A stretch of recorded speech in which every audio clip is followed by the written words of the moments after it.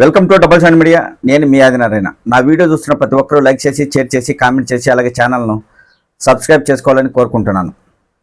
జమ్మూ కాశ్మీర్లోని పహల్గామాలో యాత్రికులపై ఉగ్రవాదులు దారుణంగా దాడి చేసి 26 మందిని హతమార్చడంతో పాకిస్తాన్, ఇండియా మధ్య ఎప్పుడు యుద్ధం జరుగుతుంది అనే చర్చ అయితే సాగుతుంది. ఎప్పుడైనా యుద్ధం జరగవచ్చు అనే ఆలోచనలో కూడా భారతీయులందరూ ఉన్నారు. అయితే రెండు దేశాల మధ్య యుద్ధం జరగాలంటే చాలా చిన్న విషయం కాదు, అది చాలా పెద్ద విషయం. అయితే ఒక్కవేళ రెండు దేశాల మధ్య యుద్ధం జరిగితే ఎప్పుడు ముగుస్తుందో కూడా తెలియదు.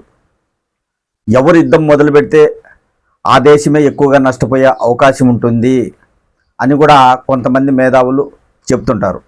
ఇరు దేశాల మధ్య యుద్ధం జరిగితే ఎప్పుడు ముగుస్తుందో తెలియదు, దేశానికి ఎంత నష్టం వస్తుందో తెలియదు. కాబట్టి పాకిస్తాన్, ఇండియా మధ్య యుద్ధం జరగాలంటే అంత సులభమైన పని కాదు అనేది మేధావులు చెప్తున్నారు. యుద్ధం అయితే జరగవచ్చు, అది ఎప్పుడు ఏమిటి అనేది చెప్పలేని పరిస్థితి. కాబట్టి పాకిస్తాన్, ఇండియా మధ్య యుద్ధం జరిగితే ఎలాంటి పరిస్థితులు నెలకొంటాయి, రోజుకు ఎన్ని వేల కోట్లు ఖర్చు అవుతుంది అనేది ఈ వీడియోలో తెలుసుకునే ప్రయత్నం చేద్దాం. జమ్మూ కాశ్మీర్లోని పహల్గామ్లో సంఘటన జరిగిన తర్వాత పాకిస్తాన్, ఇండియా మధ్య యుద్ధ వాతావరణం నెలకొంది. ఎప్పుడు ఏం జరుగుతుందో ఊహించడం కష్టంగా మారింది.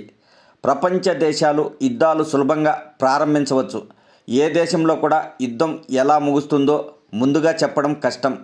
2022లో తమ కంటే చిన్న దేశమైన ఉక్రెయిన్తో రష్యా ప్రత్యక్ష యుద్ధం చేసింది. చివరికి యుద్ధంలో రష్యా చిక్కుకుపోయింది.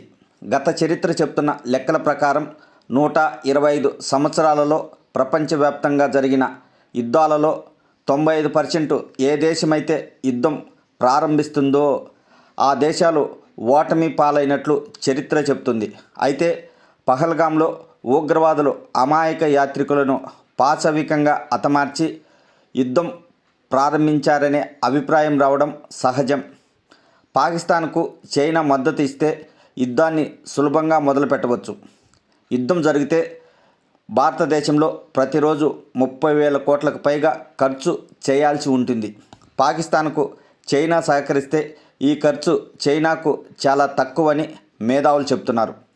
ఇండియా, పాకిస్తాన్ యుద్ధానికి తలపడితే ఎన్ని రోజుల్లో ముగుస్తుంది అనేది $1 మిలియన్ ప్రశ్న. భారతదేశం ప్రస్తుత పరిస్థితుల్లో ఆర్థిక సమస్య ఎదుర్కొంటుంది. ఇలాంటి పరిస్థితుల్లో యుద్ధం జరిగితే, ఆర్థికంగా నష్టం కలిగితే, దేశ ప్రజలకు అన్ని విధాల సంక్షేమ పథకాలు అందకపోతే ప్రజల నుంచి ప్రభుత్వానికి వ్యతిరేకత ఎదురయ్యే అవకాశం లేకపోలేదు. భారతదేశానికి ఏ దేశంతోనూ సైనిక సహకార ఒప్పందం లేదు. యుద్ధం జరిగితే భారతదేశం తరపున ఇది ఒంటరి యుద్ధం అవుతుందని సోషల్ ఎనలిస్ట్ చెప్తున్నాడు. యుద్ధం జరిగినా భారతదేశానికి ఎలాంటి నష్టం లేకుండా పాకిస్తాన్ను గట్టి దెబ్బతీసే విధంగా కేంద్ర ప్రభుత్వం భావిస్తున్నట్లు మేధావులు చెప్తున్నారు.